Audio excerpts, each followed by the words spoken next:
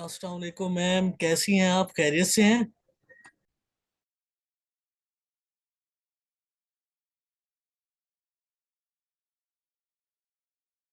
Hello, Assalamu alaikum. Am I audible, Beta? जी जी, वालेकुम सलाम. You are audible. Thank you so much, ma'am, for joining us.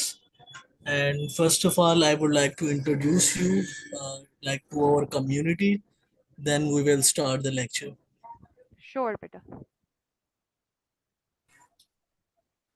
Yes, thank you so much, ma'am, for joining us. We warmly welcome Dr. Sana Sarfaraz.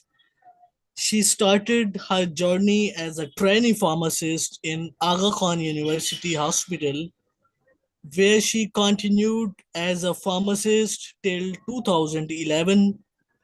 She joined Jinnah University for Women as a lecturer and later continued as an assistant professor till 2019. She joined the University of Karachi as an assistant professor in 2019, where she is working till date. And she is a PharmD and hold a PhD in pharmacology. She is currently working as an assistant professor and has an experience of more than 10 years in academia. Thank you so much, ma'am, for joining us, and the stage is yours. Assalamu alaikum, everyone, and a very good evening. The topic that I'm going to discuss today is one of the basic foundations of research.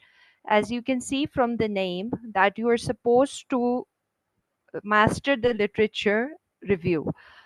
When we talk about the literature review, basically, if you know how to review the literature, only then you can come up with a good research question. Or if you have already come up with a good research question, by going through the literature only, you can then evaluate what are the gaps that you can address in the research that you are going to go for.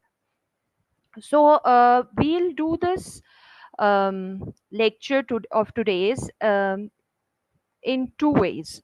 The first is that we are going to go through this PPT and I'm going to try and highlight some of the points that I want you guys to understand.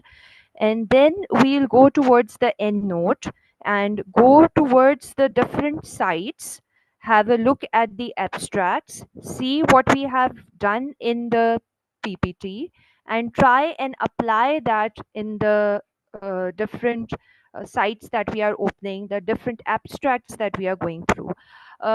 Definitely, it's not going to be very easy. I've tried summarizing a couple of things, but I can't say that at the end of this lecture you will be the master of literature review.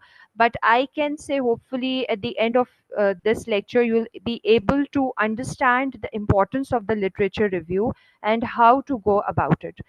With practice only, you can say that you master something. So definitely, just by hearing, I don't think you can master something. But when you go through it, when you practice it on your own, inshallah, you will be able to master it.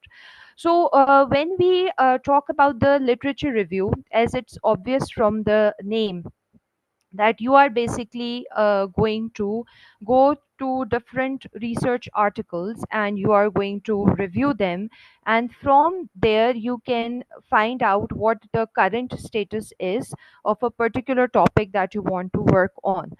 So the literature review is the basic foundation, or you can say it is the basis of your research, or the research question, or the hypothesis that you are putting forward. So it is very, very essential or important that you understand that how you are going to go about it. So when we talk about the literature review, there are few things that you need to see when you are going through the literature. The first thing is that you need to contextualize your research. That means that when you are looking at a particular research, you need to see that it comes under the area of what your topic is.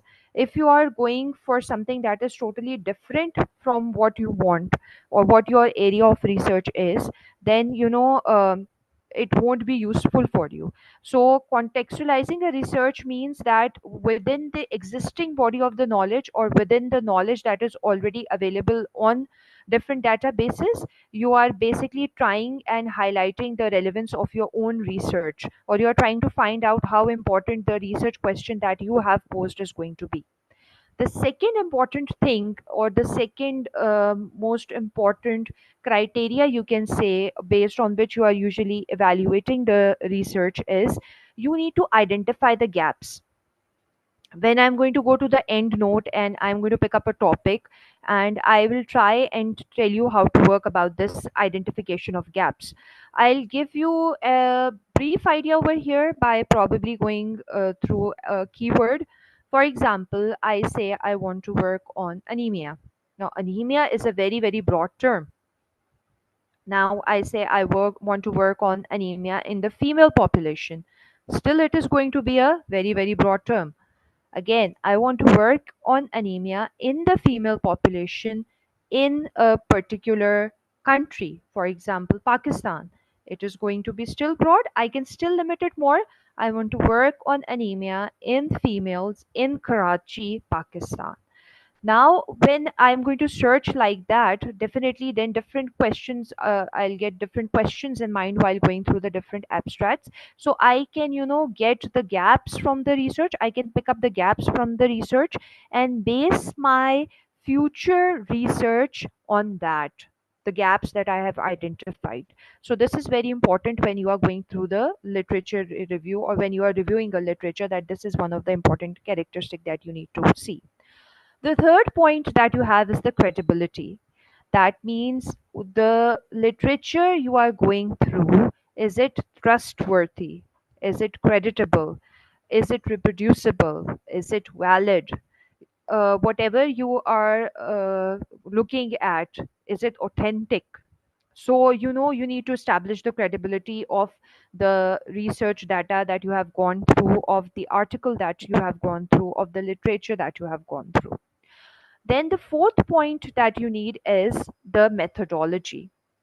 Now, this is going to be very important from the point of view, definitely, because when we are talking about the literature review, we can have multiple techniques, or multiple methodologies that can be highlighted or established, on which you are working. You are working on quantitative methods, you are working on qualitative methods. If you are working on Sorry, ma'am. quantitative methods, Slides are not moving actually. Are you on the first slide till now? no, I have moved on the key insights. What is the slide that is visible to you? It's first slide, I think. Mastering literature review. No, I have moved from the first slide to the, should I share again if it's not visible? It's visible, but yes, you can share it again. Is it now visible? Is it coming now?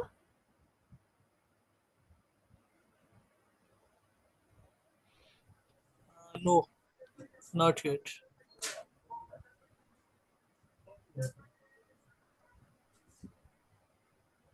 Can you see it now?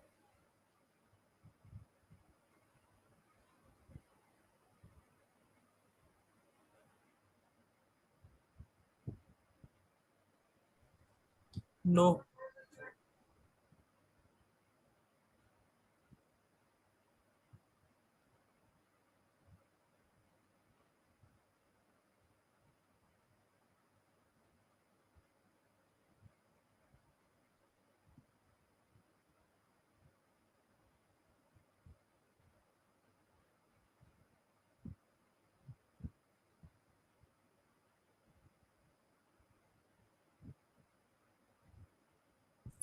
Yes, now it's visible. Can you tell me now if it's is it moving? Can you see the next one? No, like अभी तो first ही है.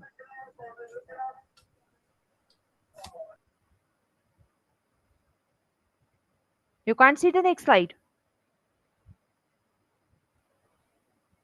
Can you now see the next slide?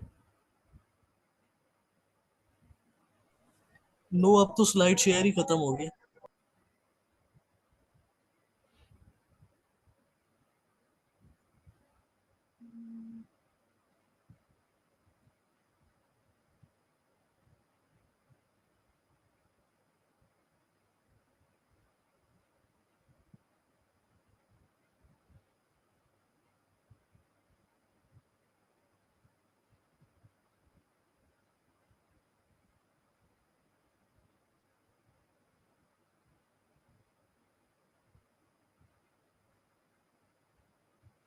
Yes, yes, now it's moving. अभी second slide, understanding the literature review. Now, can you see this one? Yes, yes, we can see it. Thank you. Should I go full screen again? Yes, please, if you can repeat like the previous slide, as slides was not visible actually. Now, is this visible? Yeah, yeah, now it's visible. Thank you so much. No issue, no issue. Please start. Should I go back to what I said? I just explained the literature review only. Yes, please, if possible, from like start from the second slide, if possible. Thank you. Okay, okay, okay. So I was talking about that what is the literature review, and I said that literature review is important because you need to understand the basic researches that have already been done and what are the current states of the knowledge or the data that are available, and from there then you can check out what you want to work on, and you can identify certain gaps and you can say you want to work on this, or you can identify different methodologies and then you can replicate it or reproduce it and work on your own data. So the basic thing is understanding that why this literature search is important. So I was telling you there are some key points or there are some important things that you need to see when you are talking about the literature reviews. So the first thing is contextualizing the research. Contextualizing the research means you are understanding or you are incorporating the research project that you want to work on with the knowledge that is available. Or in simple terms, I would say that with the relevance to your topic, you are doing the literature search. That means that you are contextualizing the research, because if I write, for example, anxiety, a broad topic will definitely open up regarding the anxiety, but I don't really want to work on all the things that are opening. So do I want to work on an experimental model of anxiety? Do I want to work on anxiety in females? Do I want to work on anxiety in males? Do I want to work on anxiety in teenagers? So that is how you need to be precise when you are looking at it. Then the second point that I was highlighting was the gaps. For example, I say that I want to work on anxiety or mental well-being in females, and I when I put this in the put these keywords in the Google Scholar, I have a list of articles that are opening, but I find that applying certain criterias, there's a lack of data. For example, in teenager population in Karachi. So I have identified this gap, that although a lot of work has been done, but the teenage population has not been highlighted. So what I got by contextualizing my research, I got the gap that I found out, that this work has not been done previously. Or for example, if it has been done previously, so they have not targeted the risk factors that can lead to anxiety in the teenage population. So I identified certain gaps. Now, what is the importance of identifying that certain gaps? Is that I can now base my research on the gap that I have identified. I can pick it up from there and say, this work has been done, but this thing is lacking. This is a gap in the research that I found. And based on this, now I want to design my own research. So, this is very important from that point of view. Then the next point that I was highlighting was the credibility. Why credibility is important? You need the data that is authentic. You need the data that is reliable. You need a data that is valid. So whenever you are going through certain literature studies, you need to be very careful that the literature that you are selecting, the research paper that you are selecting, is credible. That means it can be reproduced, its reference can be incorporated, and by incorporating that, you are validating your own study. Okay, so this is very important while you are going through the literature. Then the next important point is the methodology. So the methodology should be designed in such a way. I don't know whether the people, the students that we have are all undergraduates or postgraduates, or if anybody has ever worked on research before. If somebody has worked on the research before, they know that the methodology that you usually use should be reproducible, right? Reproducible means that, if somebody else wants to work on that methodology, they should get the same results, or at least they should be able to reproduce your work. So that is very important when you're talking about that. So the methods that you need to pick from a particular literature are very important.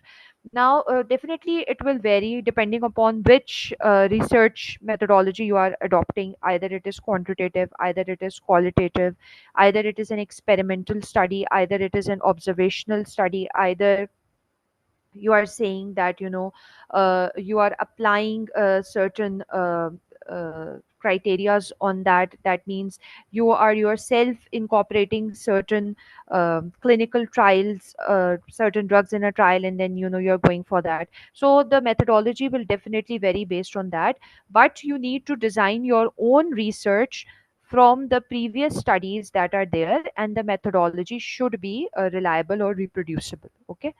Then the last one is what, the synthesizing the information. Now, whatever you have designed, whatever data you have taken, it should be reproducible. It should be, you should be able to synthesize that information properly, and it should be accurate and well written and reproducible. So this is important when you are talking about what you need to see when you are looking at a article. We will also go through this, inshallah. I'll also open an article, and we can go through this as well. Now, when we talk about literature reviews, if you want to write a review, so these are some different types of reviews that you can write. The first one is a narrative review.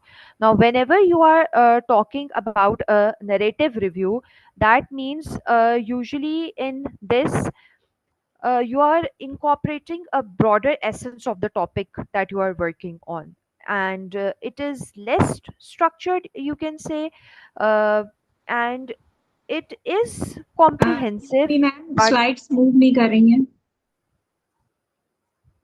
the slides are not moving again.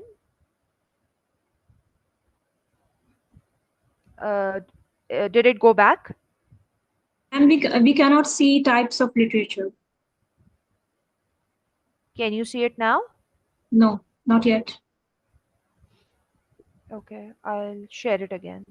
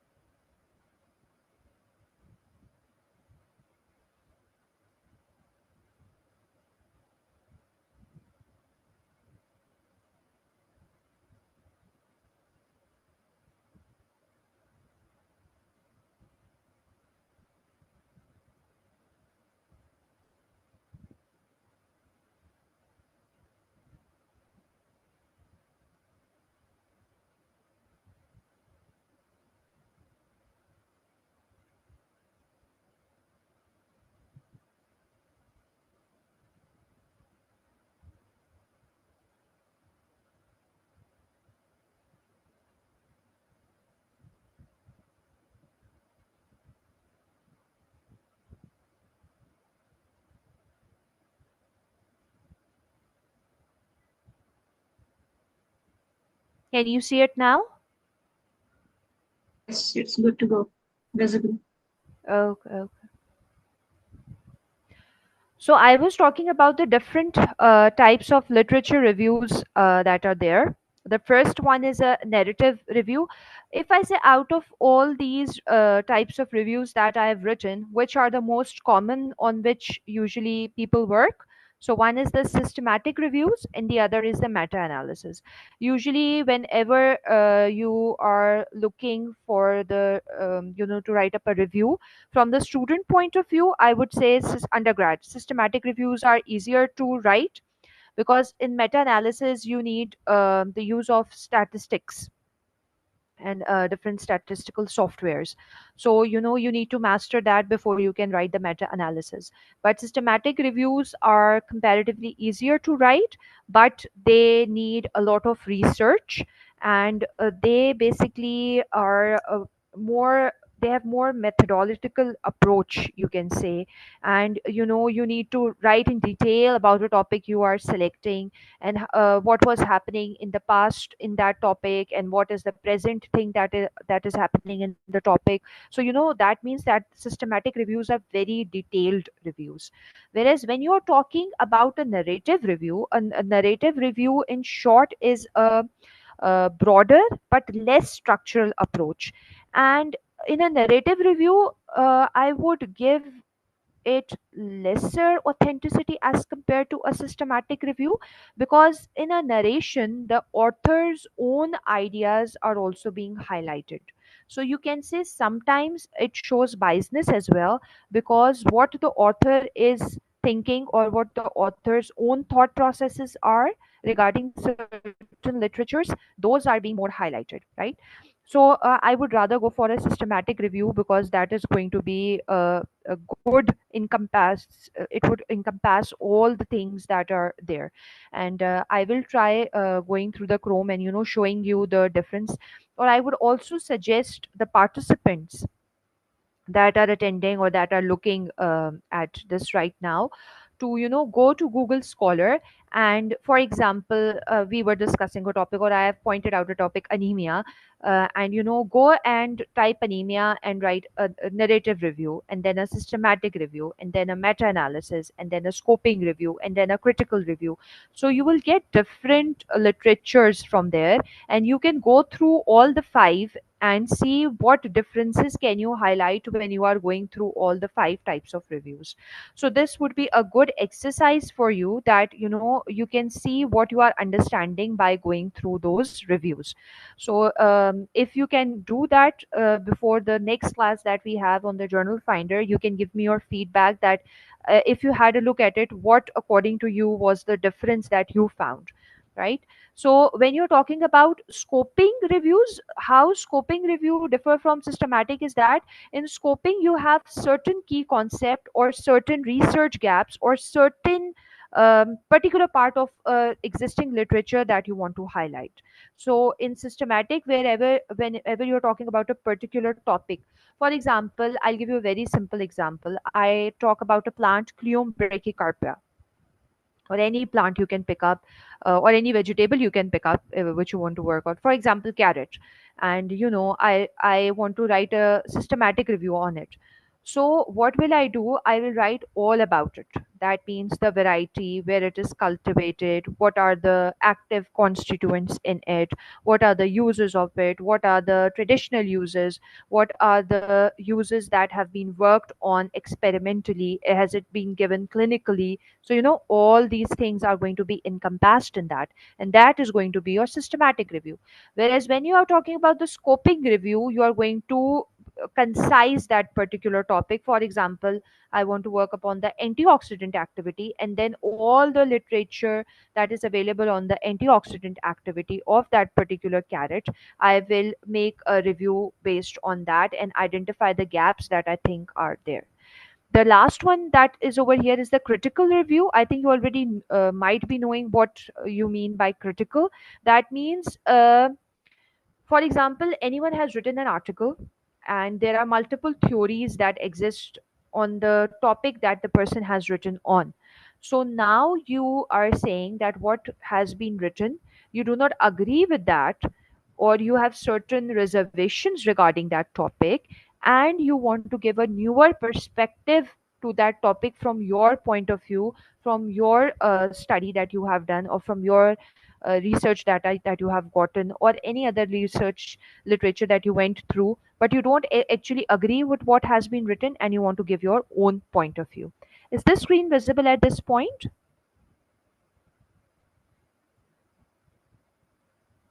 We can see the same kind of types of reviews, same Yeah, slide. yeah, yeah. That this is what I'm explaining at this point.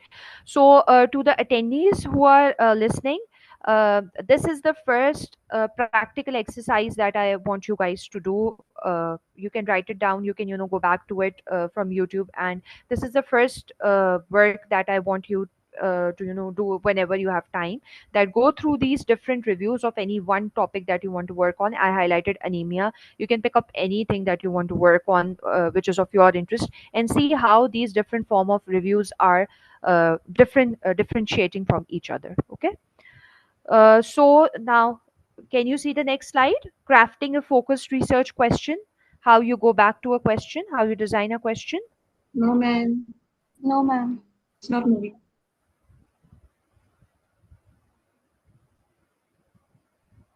I think there is. Okay.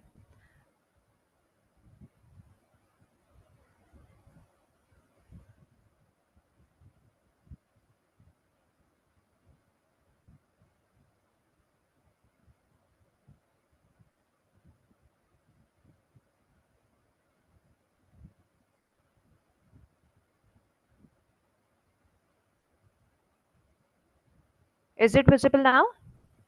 Yes. Yes. Okay. So I was talking about how to craft a focused research question. Actually, this is the basis of your research, that whenever you want to do any research, you should come up with a topic. I think everybody knows that. And it is always very difficult to come up with a topic that you know what to work on and how to go about it and what work has already been done. So this is where the literature review comes in question, or this is where the literature review is important. So what is the first thing? Identify your area of interest. Identify on which topic you want to work on, right? That is the basic thing that you need to do. Then what do you want to do after that? You need to see the existing literature data that is available already there in different databases.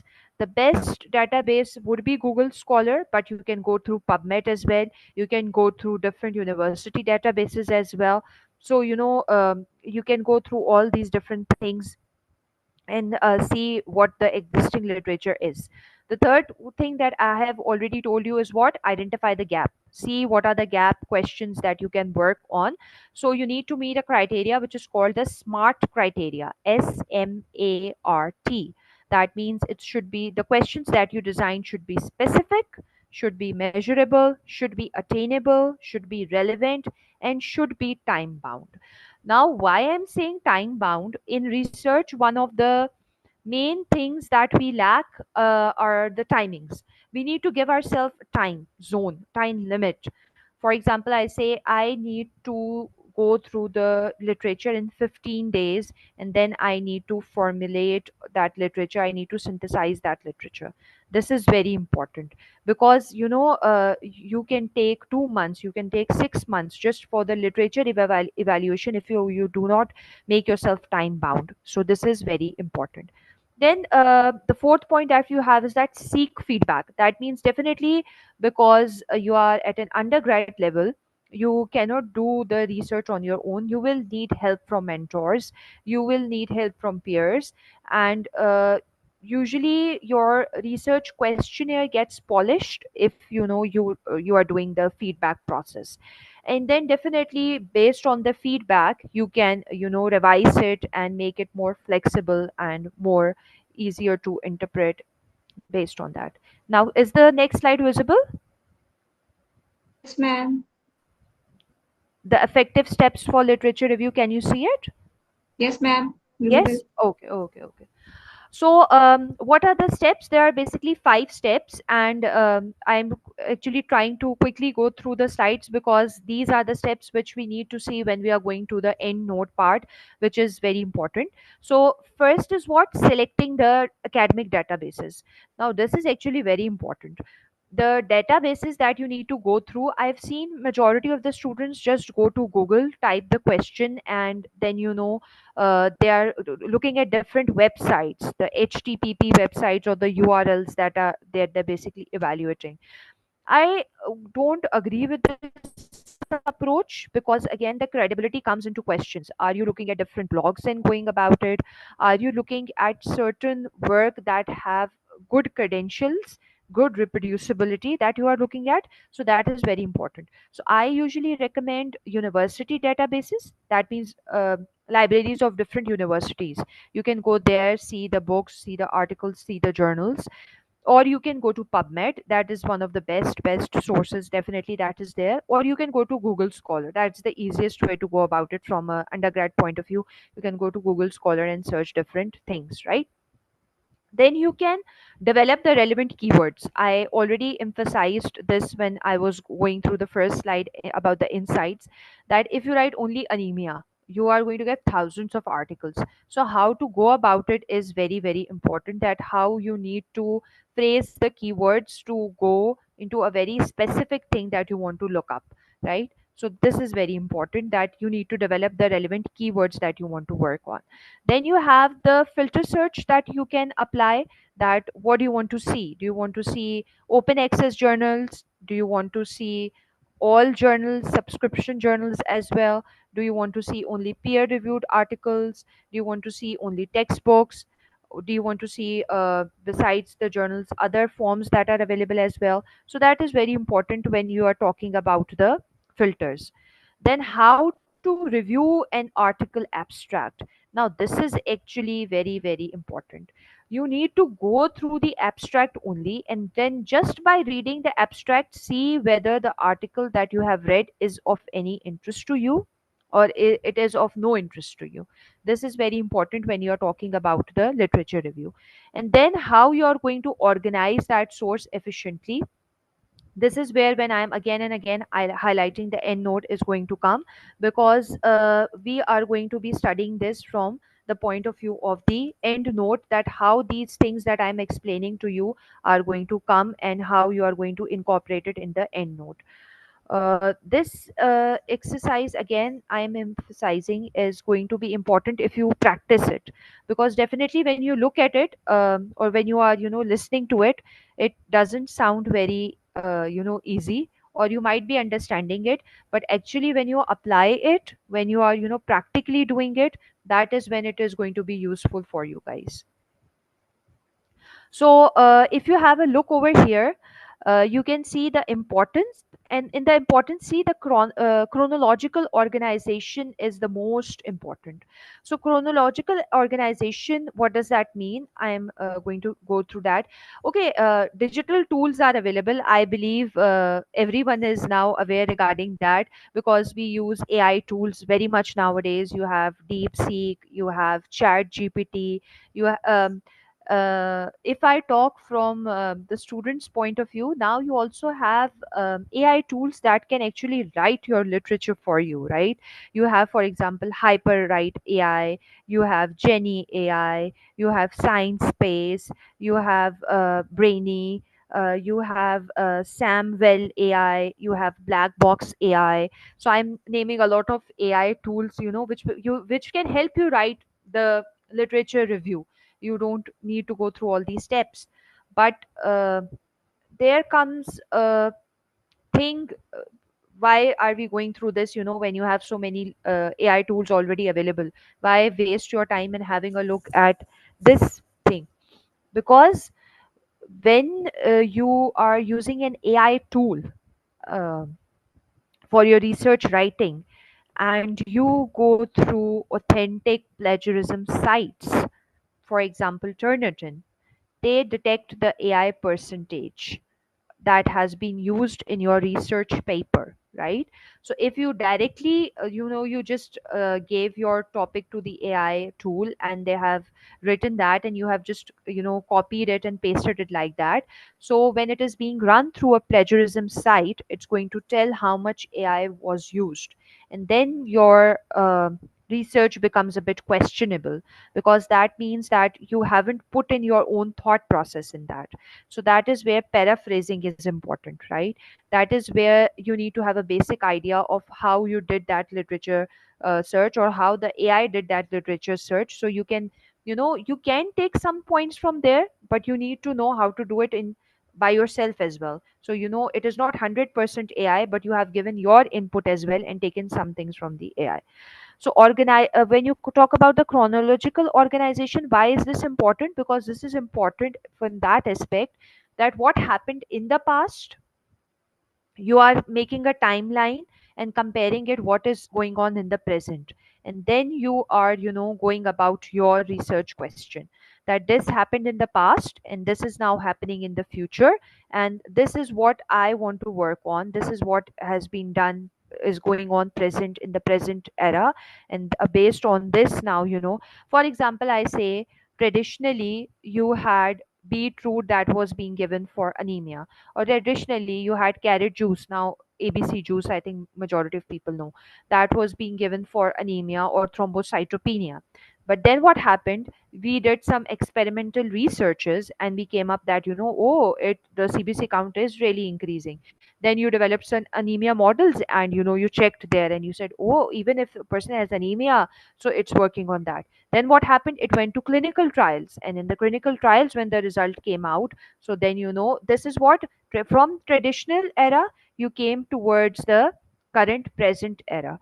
And then definitely now you might be going to the genetic researches based on it, or you might be going to identifying the molecular basis on why that is all occurring. So this is called chronological organization. That means you have a timeline from past to present, you are connecting things.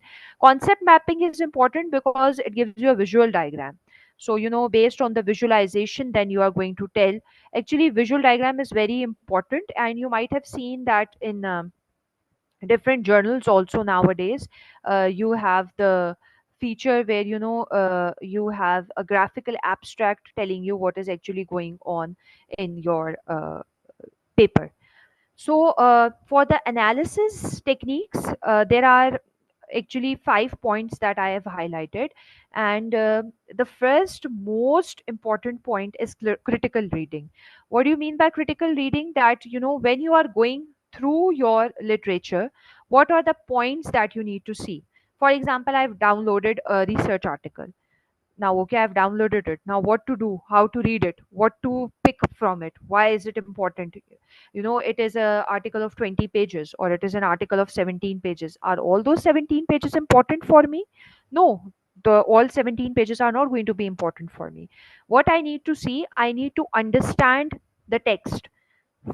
For example, when I'm going just through the abstract, can I grasp what is the basic idea that is being presented there?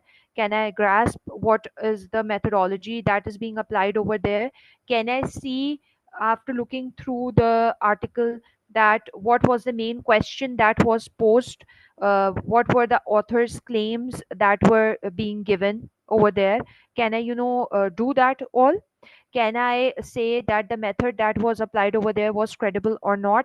Can I connect that literature which I have gone through or which I have opened to other literatures also?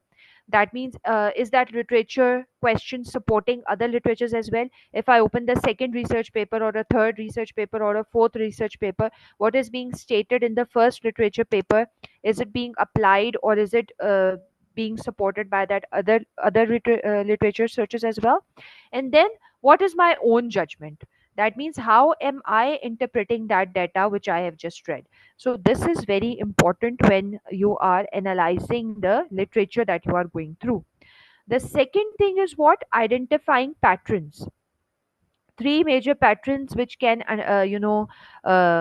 make your literature understanding easier. Trends and theme. This is one of the most important things.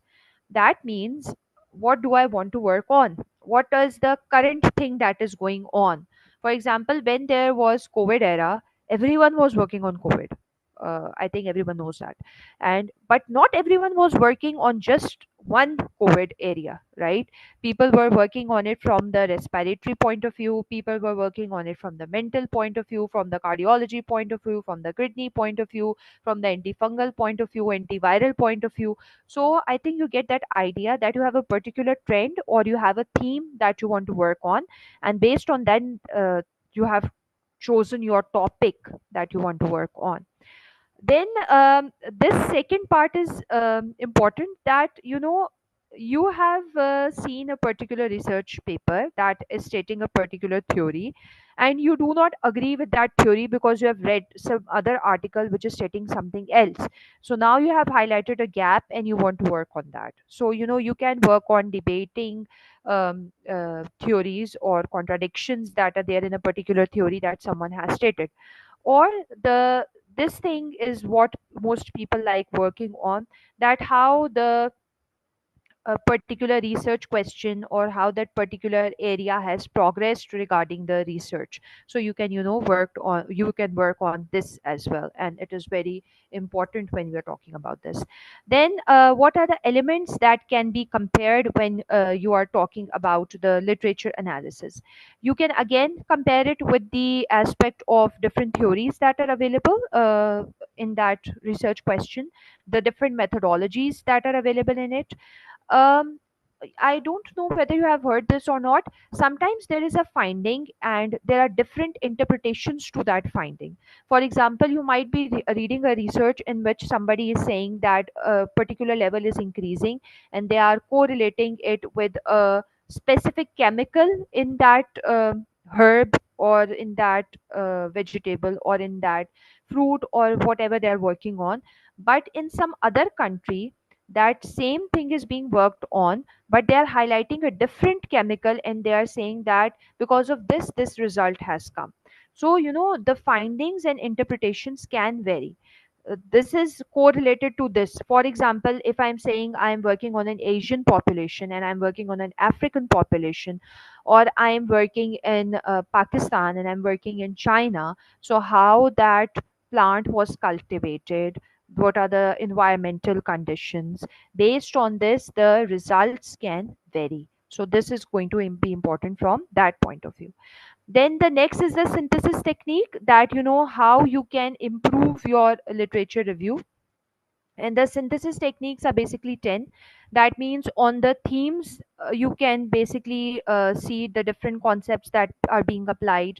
You can compare on the comparative methods. You can work on the synthesis. That means how you are evaluating your literature. You have different topics that you can work on, or different synthesis techniques that you can work on. You can work on chronological synthesis. I think at this time you might have understood chronological means there are different time frames from traditional to the present. You can work based on that. You can based on different concepts that are available. For example, anxiety has multiple reasons. For example, it can be, the reason can be inflammatory, the reason can be oxidation, the reason can be brain biogenic amines, the reason can be, so the reasons can be environmental. So there are multiple things, and you have picked up a particular concept, and based on then that concept, then you have written your research. Or you can have different methodologies based on which you have written your research. Or you have again that argument based thing, that somebody has written something and you have different thought processes on which you are saying you can support this. Or you have done meta analysis by way of applying stats, and then you are saying that this is applicable or this is not applicable. Or you have your own thought process and you are applying it to that, that is narrative synthesis. Or again, you are critically evaluating what has been written, and you want to highlight something, some things, that these were the biases that was there, or these are the assumptions, or these are the gaps that you think are there. Or you can have a particular framework on which you want to work. For example, you have DSM-4 criteria, and you just want to work on that DSM-4 criteria, and then based on that you have designed a certain study that you want to work on. And that study that you want to work on should have at least 20 documentations. That means the number of references least should be at least 20, and then you can increase it up to 25. now it depends. If you are writing a review, so the systematic review requires at least 100 references. So definitely based on what type of review you are applying it on, the reference is going to vary. So if you are saying that now you want to write a review, so what are the things that you need to see? You want to write the introduction part, and then you have a main body. And in the introduction part, you are basically highlighting the outline or the purpose or the scope of your literature review that you have written. And then the next thing that you need to work on is what? The critical analysis of the literature. That means what are the present studies that are ongoing, and based on the present study that are ongoing, do you agree or you don't agree with whatever has been done? And then you can conclude that review. Now when you are concluding the review, it is important to summarize the things that you have written in just 4 to 5 lines. Then tell about the future implications. You can tell what were the gaps you found, or whatever. You can even highlight the research areas that you think can be worked on. And then you can tell that how was it useful, the literature you, how is it going to be useful. So you can highlight this when you are talking about that. These are some of the challenges that people face when they are writing a literature review. The first thing is the most important, and I think that is your information overload.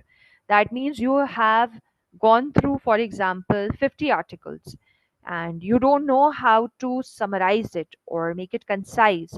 So you have a vast amount of literature that is available, and you are trying to incorporate it in your literature review.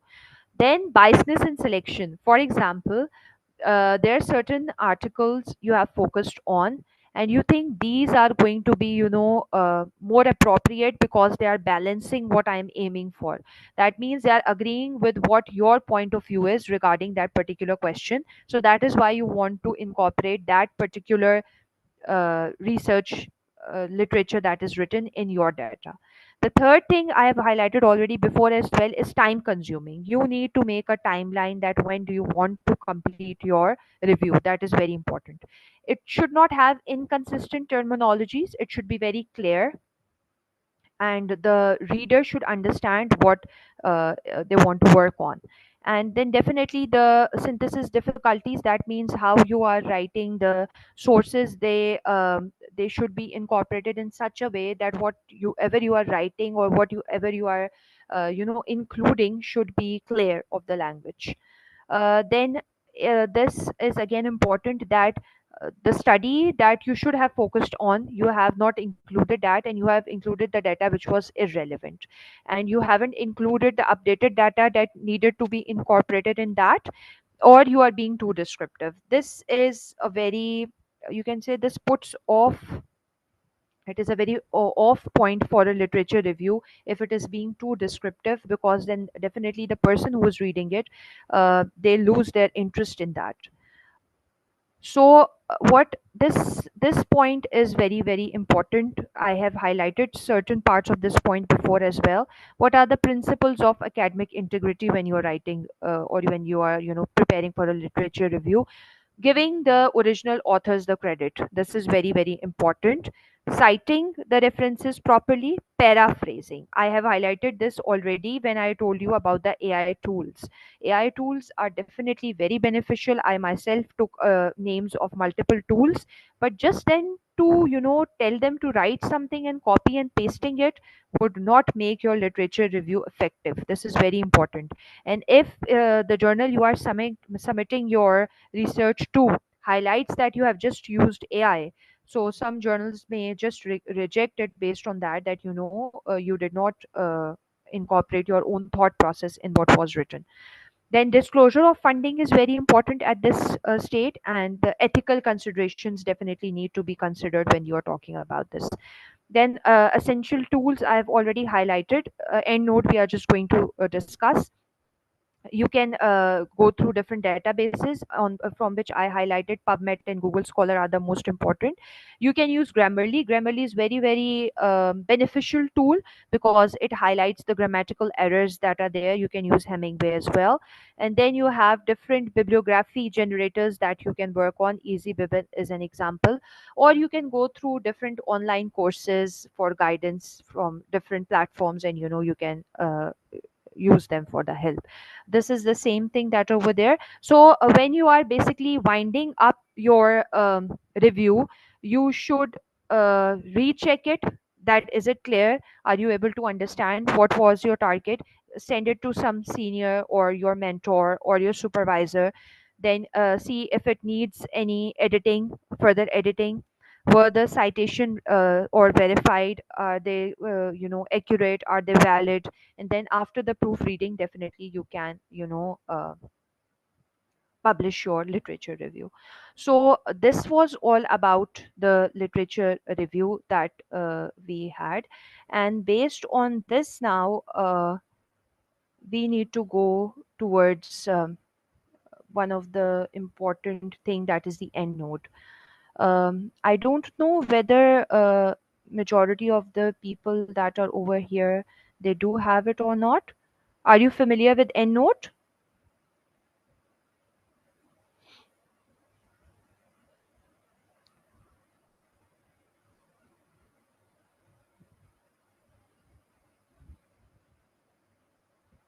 Not really, ma'am. Please put insights into it. Okay, okay.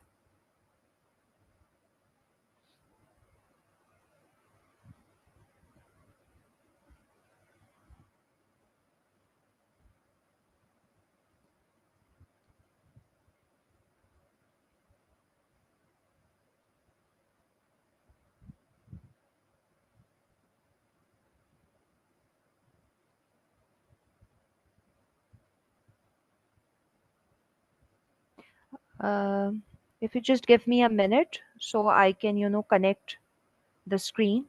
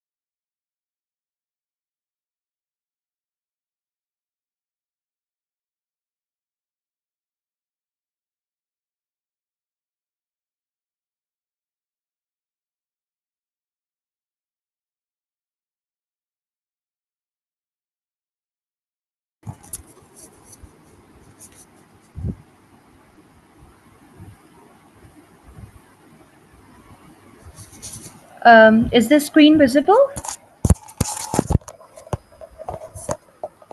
Hello? ma'am, visible. Yeah, it is visible? Okay.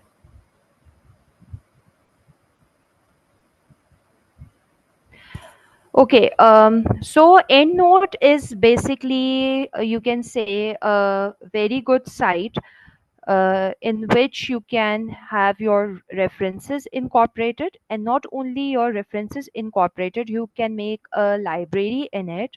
And from that you can have a look at your abstracts, your PDF, and whatever literature you are writing or you want to write, you can very easily incorporate the citations from here directly into the Word. So it becomes very easy when you are talking from the research article writing point of view, and also from the thesis writing point of view. This basically facilitates all that. So you have a software called EndNote. You can install that. Besides EndNote, you have many other softwares available as well. For example, Mendeley, Refbag, Bibli. You can install any of them that you want to work on. But the easiest to work on is the EndNote, right? And I am just going to go through very basic things that can be understood from the undergrad point of view for you guys. So if you see over here, you can when you install the EndNote, you have the option of a file, edit, references, group, tools, window, and help. Now, at this point, there is already a library that has been created previously or is already available, or I have already made it.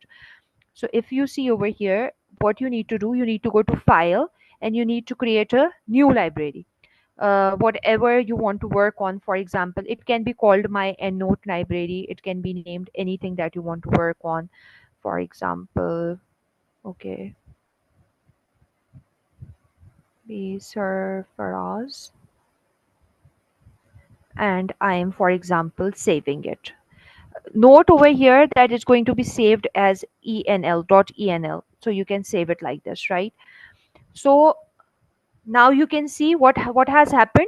A new library has opened, which is blank at this instant. Is the screen visible at this point to everyone? Yes, ma'am, it's running smooth. Oh, okay, okay, okay. Now let's come to the things that we have discussed previously, right? um,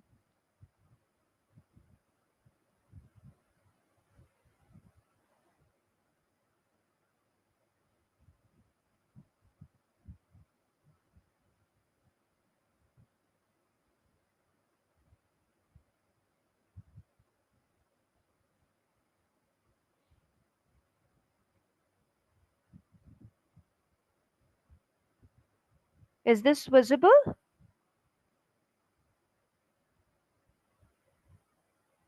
Yes, visible.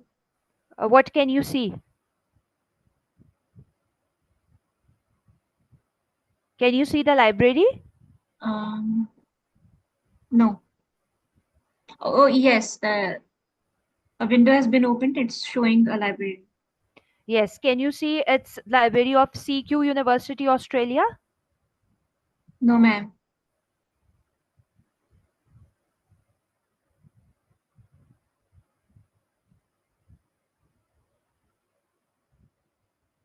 Can you see it now? Yeah, perfect. Yeah. So, okay, if you remember, the first thing that I told you guys was that you can have a review of the literature by going through different libraries of different universities, right? For example, Edinburgh University, Oxford University, Cambridge University, whatever university you want to try. I have particularly picked up this university. You can work on anyone that you want to work on from Malaysia or any parts of the world that you want to see. So this is the library of a CQ University Australia, right? Now you see you have advanced research option that is available over here. So I think we should go with what we were discussing, anemia in female population. Okay, so now I have typed this in. Is it visible at this stage to everyone? Can you guys see it? Yes. Yes? Okay. Now have a look at this left, my right hand panel. Can you see the active filters? Yes. Now reset the filters, right? Now, what do you mean by reset the filters? Here. Now we are actually applying what I have just told you in the PPT, right? I just explained all these things in the PPT, and now I am applying this based on how I want to do the research, and then I want to incorporate the references in the EndNote. So, if you say it from a point of view of a person who has mastered these skills, what would they be doing? They would be directly searching and just incorporating the things in the EndNote and writing their article, right? But from the undergrad, we went the other way around. That is, first we told what is the importance of the literature search, and now we are seeing how we are going to go about it. So now, how do I want the things to work? Sort by, do I want to sort it by the relevance? That is, I just want to target on anemia. Do I want to go through the newest date? Do I want to go through the oldest date? Do I want to go through a particular title? Do I want to do the search by a particular author? I am targeting at this moment a relevance. That is, it is relevant to the topic anemia in female population. Then what I want to see.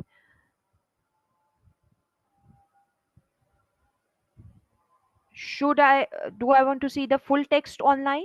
Do I want to see only peer reviewed journals? Do I want to see only open access journals? For example, I am selecting only open access journals. Then what do I want to do? Do I want to have a look at the articles? Do I want to have a look at the dissertations? That means sort of thesis of other people. Or do I want to have a look at the book chapters? Do I want to have a look at the reviews? Do I want to have a look at the news articles, magazines, reference, reports, books, conference proceedings, video recording? What do I have? I just want to see articles. Now I have specified this, right? Now what subject do I want to work on? Human beings, female, older females. Do I want to highlight the risk factors? Do I want to highlight their patients, uh, oncology, anemia? What do I want to work on? So I say just anemia. I can highlight pregnancy if I want to, the females and humans. So I don't want animals, right? I just want humans, females, and they have anemia. See, I can highlight older people, I can highlight pediatrics, I can highlight pregnancy as well. But I am keeping this open at this interval, right? Now, what I will do, where do I want the collection from? At this point, I'm not being specific, but I'm being specific with the language that I want to work on. And then you can have also the journal titles that you can see. So now what I'm going to do, just based on this, I'm going to apply the filters. Now see how many have been shortlisted. 82,579 articles have been shortlisted. So I can further, if I want to, I can further, reduce this number by being more specific with whether I want. See, it is showing me the subject relevance, that out of what I highlighted, the subject had 46,433 males. Older people are 24,000. Risk factors are 17,000. So I can be more specific. I can just target the pregnancy. The articles were reduced to 11,000 only. So that depends on how precise I am, or that whether I have already developed a question in my mind that I want to work on, or I'm just doing a literature search because I want to find a gap and then I want to work on it, right? So now when we are talking about making this research library, I can go about it two ways, right? I can either just click on the article, right? And then I can just read this, download the PDF. I can do that. Or I can, see that they are there. What is the title? The need to screen for anemia in female population. I think, I say it's going to be probably okay, and I want to incorporate it in my EndNote. So what do? I pick this up. I say this looks okay. This is showing about Asian female population. Okay, I want to include this. I want to include this. This looks okay. This looks okay. So I want these 5 articles to be included in the things that I've worked on. So I say I want all of these to be incorporated in my research article that I am going to write. So now you can see over here that when I clicked this, I got different options. What were the different options that I got? I can export it in Bibliotex. I can export it in EndNote. What do I want? I want to export all this in the EndNote. So I select this. I want this to be to get exported in the EndNote, and it is exported, but definitely now you will see it from the different side.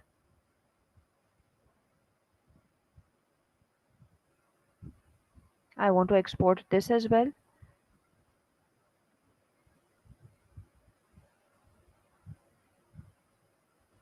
I'm downloading this. Okay, it's going to come there. What else do I want to export? This as well.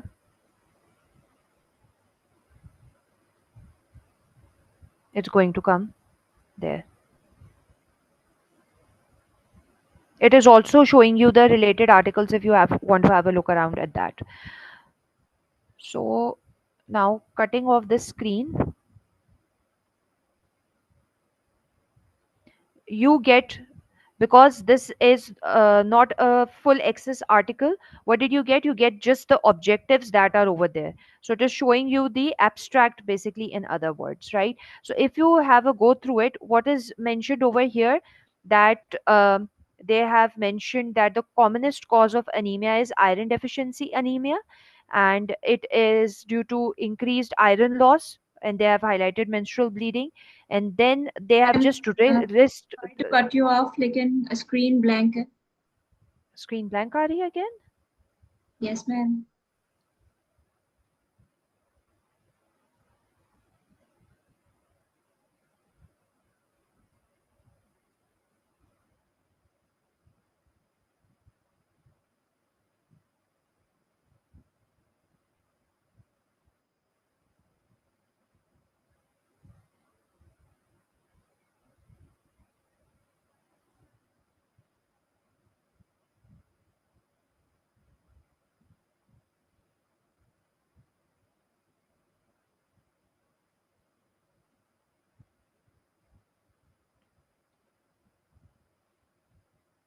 Is it coming now?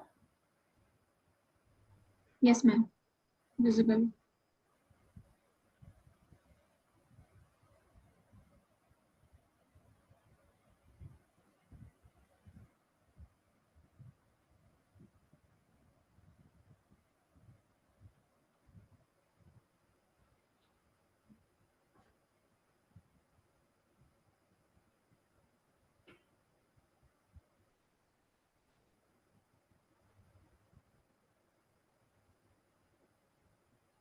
This is what we already worked on. This was visible when I was talking, right? Yes, ma'am. Definitely visible. We did like this. We did the articles. We did the human beings. We did the females.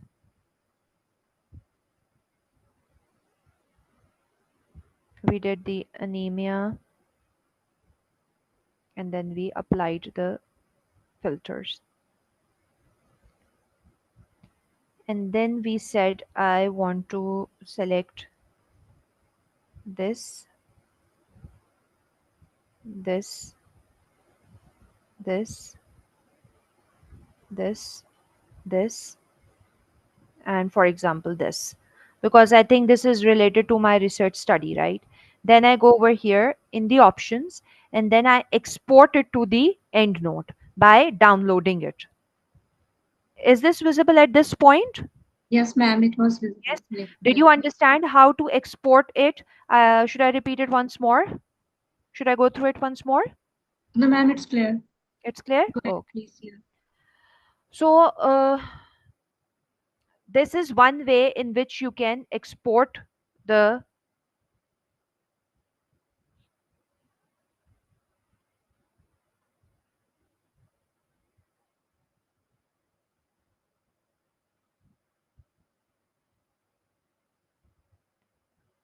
abstracts citation in your EndNote. Wait, is it visible? Yes, ma'am, visible.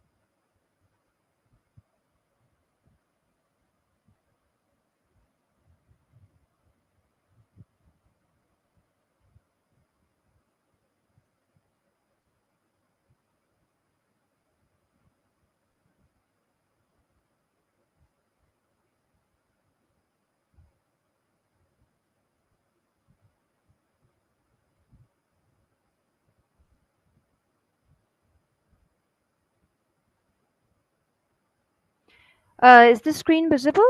I don't think it is again. It's black.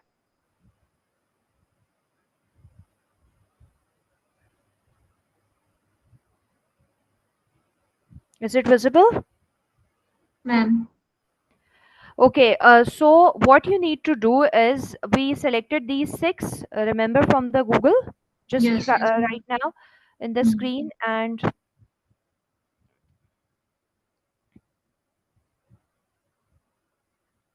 now can you see the other tab? Is it visible or it isn't? Can you see the search one? Is it visible? No, ma'am. Okay. Is the Chrome tab now visible? Is it visible now? Yes, ma'am. It is? Okay.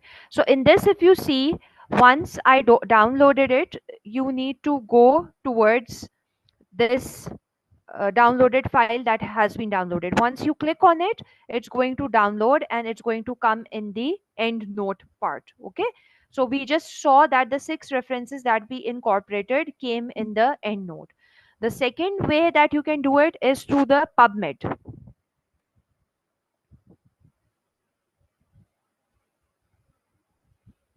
Now you can go to the PubMed Advanced and you can write anemia in female population in Pakistan.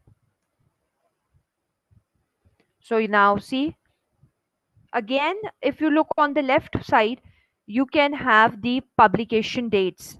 That means you can filter either of 1 year, 5 year, 10 year data, or you can customize your range from the start to the end. For example, I have picked up a 5 year data. I want to work on the 5 year data. Then you can say you want the full text, free full text, or just the abstracts. So you can click based on that. And then definitely whether you want it from reviews, clinical trials, randomized trials, whatever your thing is that you want to work on, you can select based on that, right? So you can again apply different filters to make your research accessible easily, right? Now what I do, for example, I've read this and I think this is something that I want in my EndNote. So I select this,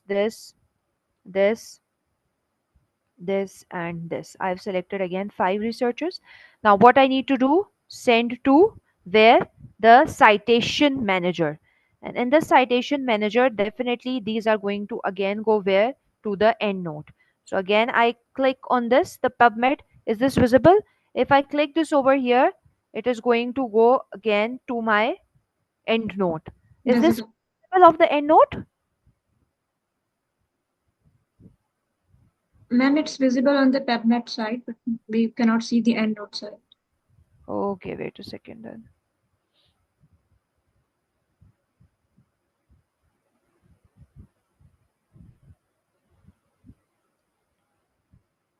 Now can you see it?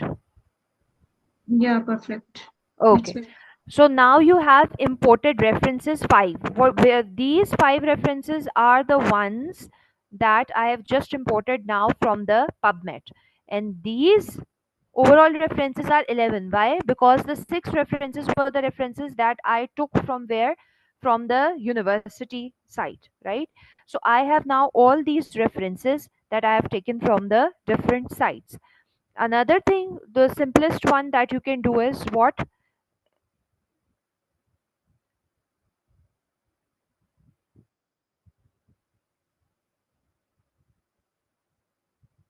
You can go to the Google Scholar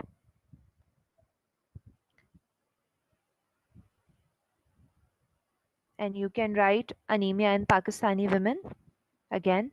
And now see, you have time ranges. You can say, I just want to see since 2021. Sort by relevance again, and I want to include everything in this. And from here, then when I have a look at it, I want just to incorporate the prevalence of anemia in working women. So this is the one that I find is good. Or I want to incorporate anemia and dietary association. So what would I do? I would go to site, and in the site I have this EndNote. I select the EndNote. So again, what is going to happen?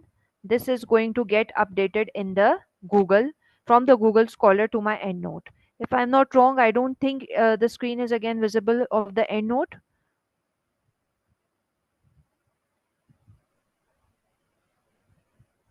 Here.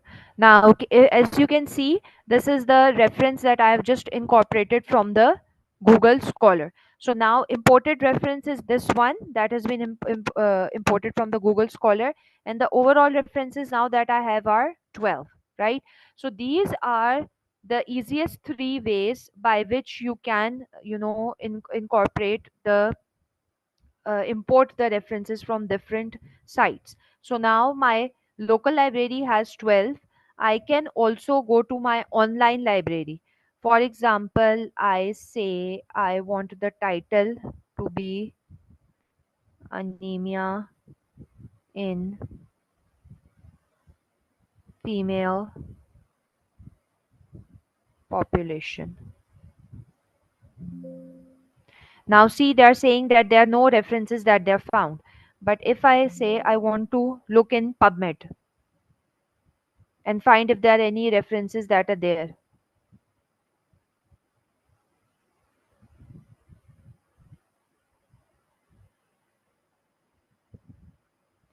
so it is saying that found records 1 through 2, and it is going to show the records which I already have in my file at this moment. But for example, if I say I want to find,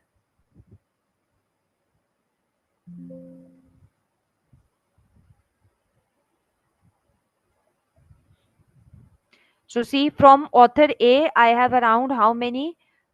2111 articles that I can retrieve if I say that I want the records to be found. So all the 2000 articles will be displayed over here, and from then I can select the ones that I want. But at this moment I just want the articles that are in my library that I have seen and that I want to be incorporated over here. I can change the layout from here however I want. I can split the screen like this. I can split the screen like this. I can do it like this, so I can, work on whatever layout I want to work on.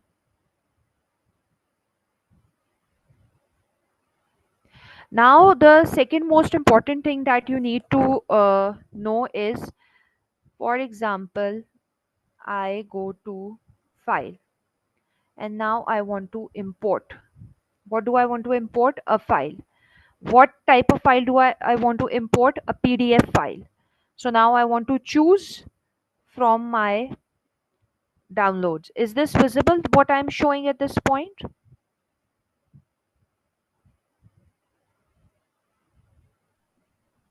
Yes, ma'am, visible.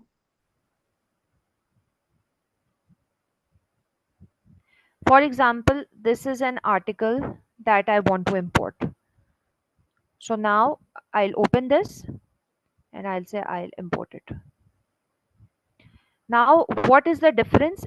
If I have a look over here,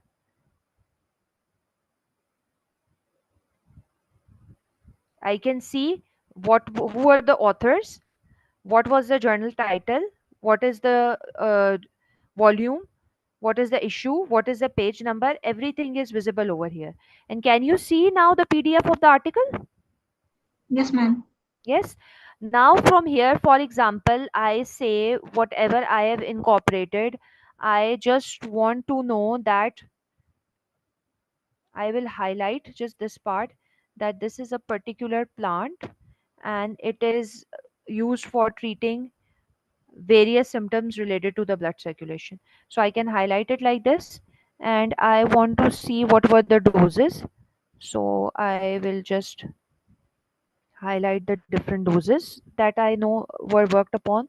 And for example, I now want to mark a sticky note over here. And what I just want to write in this sticky note, that plant name good for circulation.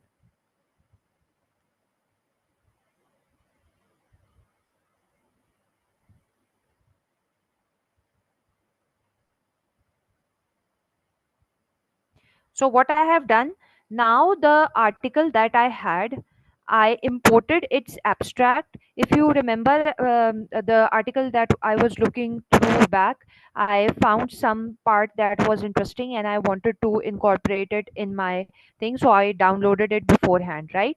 So what did I do now? I imported that PDF in my EndNote file and I highlighted the part that I want to be written in my literature, right?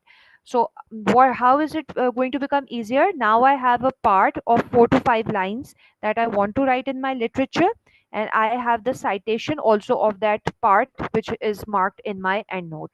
So now I can easily copy paste this in Word, rephrase it in my own words, and add the citation over there. So do I want to save the changes? Yes, I do. So now you can see over here. Can you see this? Now it has been marked that this is the part in the 11 reference that had the PDF. This one, the lin one. See, you can see the pin which is showing that I have a PDF of this, and it is showing that this is the part that I think is important, or the part that I think is needed in my literature search, right? Now, for example, I come over here, the second reference, and I want to now find the full text for this. So by just right clicking, you can see these are a number of things that are coming over here. What do I want? I want to find the full text. I've clicked on the full text. So now let's see that it's searching. It's showing the search. Can you see over here? It's showing the searching. So it found the full text.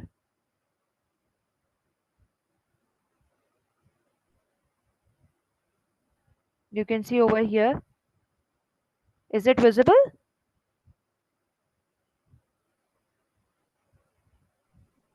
Is the screen visible, or has it gone blank again? Ma'am screen तो visible है जिसको आपने link को आपने highlight किया था इसको जी इसके Can you बाद see it? या now we can see Now you can see it. So या you can see that one way, what did I do? I downloaded the article first and then I incorporated it in the EndNote, right? But the second easier way is what? The reference that I have already selected. I just clicked on that reference and then I right clicked and I told them that I want to find the full text. So the EndNote can help me find the full text. And if the EndNote is having helping me in this, so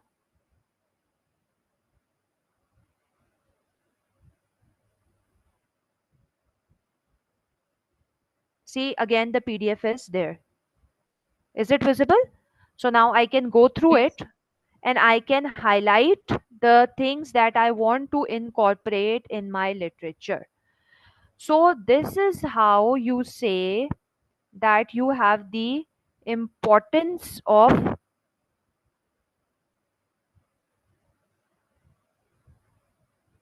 this EndNote, right? How is this EndNote important? Because you are basically going through the references, and that references you can also, have the main things from that reference, and you can incorporate it in over here. So this is one of the way. So the 11 references, the 13 that we have now, you can see the pin marks are showing I have the PDFs over here. So all of these that I selected, I can then go through the articles and I can highlight the text that I think is important, and then I can rephrase it or I can paraphrase it in my own words, and I have the citations right over here, which then I can place in the word. I'll show you how I can place it in the word. Actually, this EndNote definitely requires a lot of time because there are a lot of features on which you can work on. And definitely, that I don't know the time requirement, how much is, how much I can tell. But I just wanted to tell the basic things that you guys should be knowing, because as you practice, then definitely you can make a lot of things. For example, you can make different groups in this, that this is for the first paragraph, I need these references, you can incorporate it in that. And then you can say you want the second paragraph these references, so you can make groups. If for example I don't write like a reference, I can delete that reference as well. I can put it in the trash. I can edit the reference and make changes. For example, I forgot to write any author's name, or the year was wrong, or the start and end pages are not there. So if I want to incorporate that, I can do that as well. So there are multiple things that can be done, but what I have taught at this level is just how you can incorporate the references from different databases and different sites, and how you can import the PDFs from that different references and different data sites. This is what we have done till now, and then I have told you how you can get the full versions of the citations that you have over here, and how you can then make them. You can go for the word, how to go about that. We are actually keeping it very simple and very specific.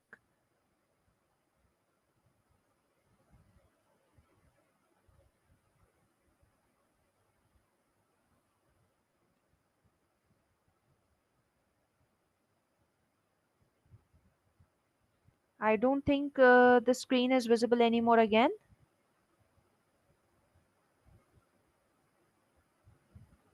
Work on EndNote. Okay.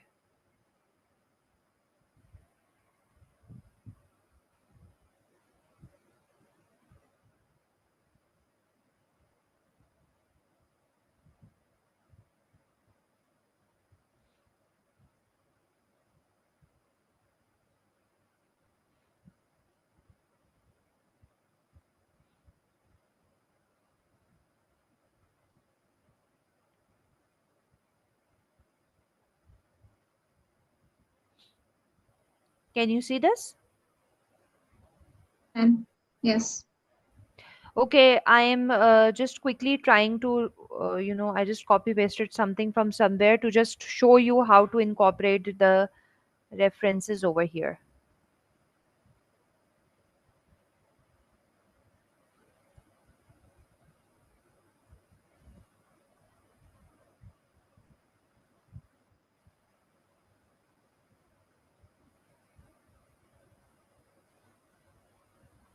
Now, for example, this is just a text that I've just taken randomly from somewhere, and now you have the EndNote. You have already incorporated 13 references, and now you want to incorporate one of that references over here.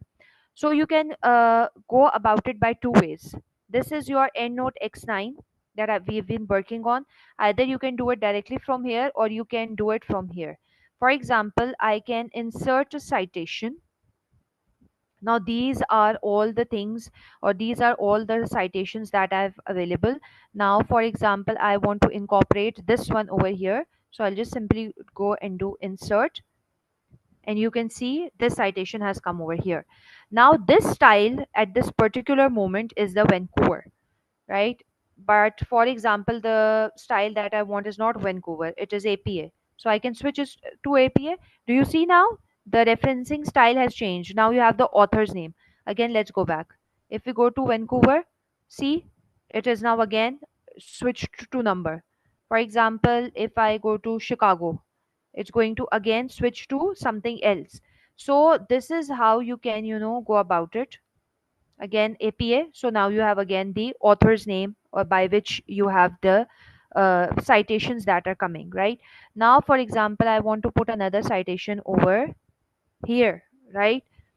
So I just placed my cursor over here. Now what I can do,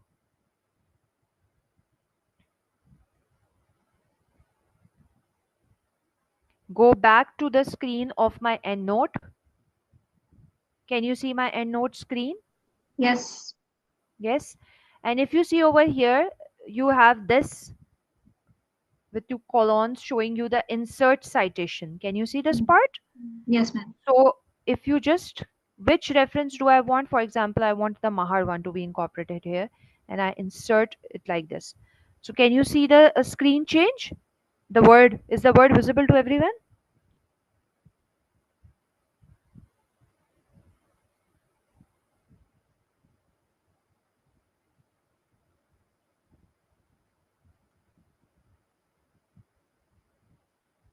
See over here where I kept the cursor, now Mahar's name is here. Yes, ma'am. Yes, is it visible? Visible. And the interesting part besides this is that it is also showing the references like this in a proper way. I can label this references. So now my reference section is being designed simultaneously where I am incorporating the references. Is this clear at this instant? Yes, ma'am. Pretty smooth. Now, for example, I want to remove the reference. Now I can't press the delete key or the backspace key to remove the reference. This is one of the main rules that you need to remember. For example, if you first wanted to incorporate a reference, but later on you realized it is not within the 5-year limit that the journal has said, and it is an older reference and you need to replace that reference. So just highlight that reference and go to edit and manage citation, and in that edit and manage citation you can remove the citation. This is the proper way of going about it. Okay, if I remove the citation, then it's going to ask me, is this how I want to remove it? So I'll say okay, and this citation will get removed from here. Okay, so these are some of the very very very basic steps that I've tried explaining using the end note. And as I've said that when we talk about end note, definitely it cannot all be explained in short period of time, because usually when you are practicing as it is being explained, it becomes easier to do it. For example, I just give one more example. You have a new reference. This new reference is usually very helpful when, for example, you have a particular website, and you do not have the author's name, or you do not have the year or the title or the journal, but you have a particular website. So this new reference is important because you can manually add things, and then by manually adding things you can incorporate it over here and create your own reference. Although I'm not a big fan of manual creation of references, but this is one way by which you can go through it, or one way by which you can work upon this.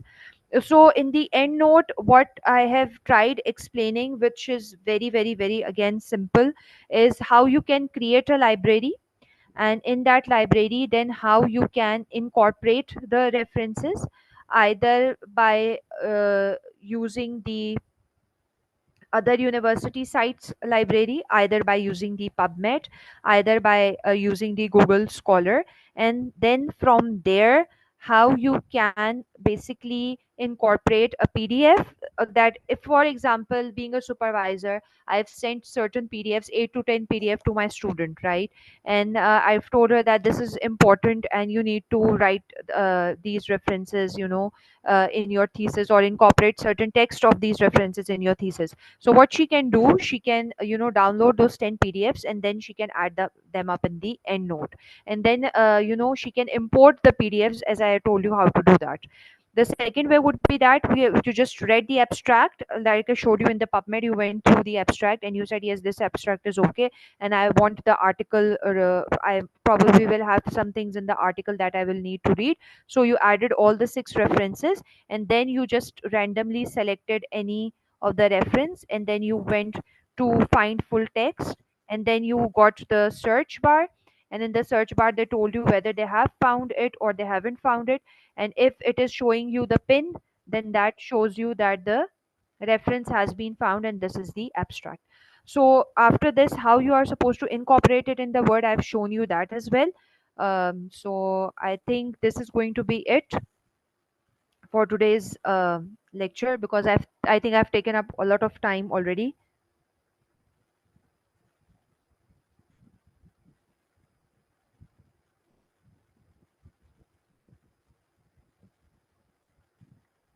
Do we have any questions?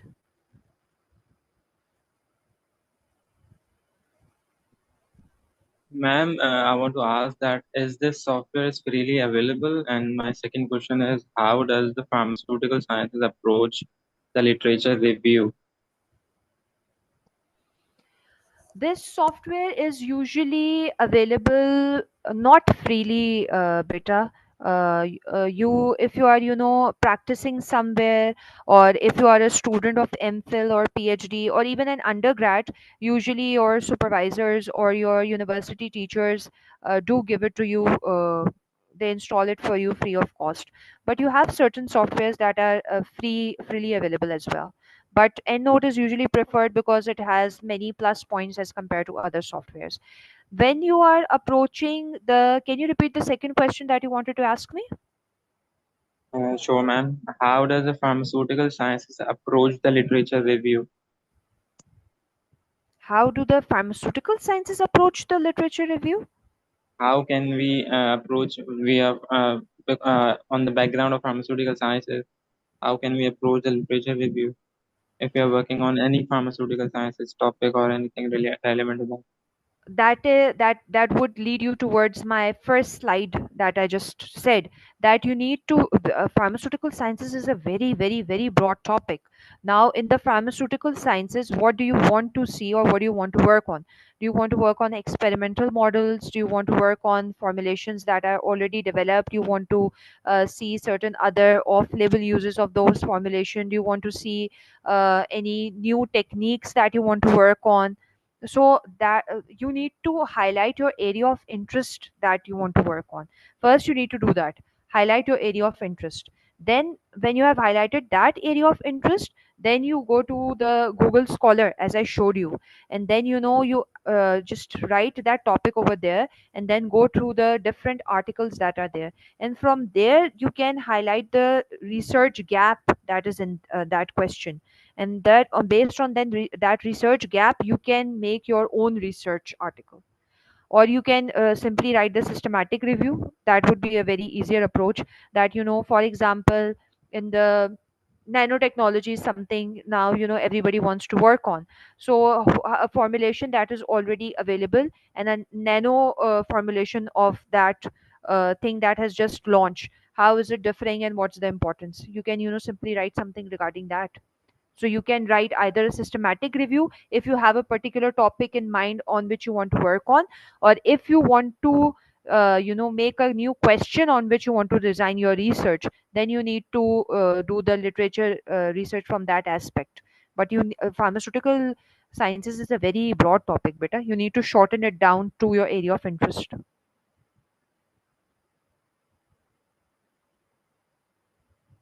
Thank you so much, ma'am.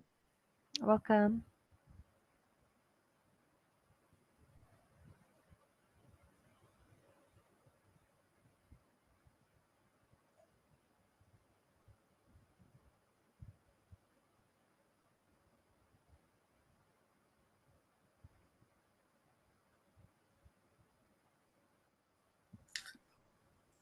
Thank you so much, ma'am, for the wonderful session. And if someone has any question, you can ask. अगर कोई question नहीं है तो I think then we should end the session.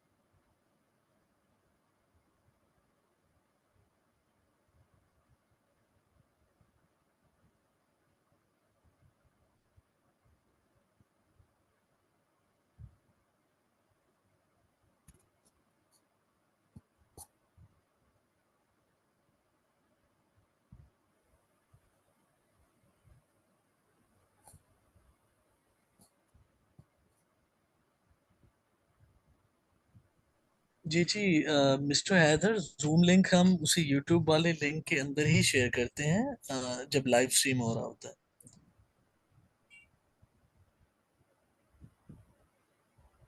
Okay, sir. Thank you.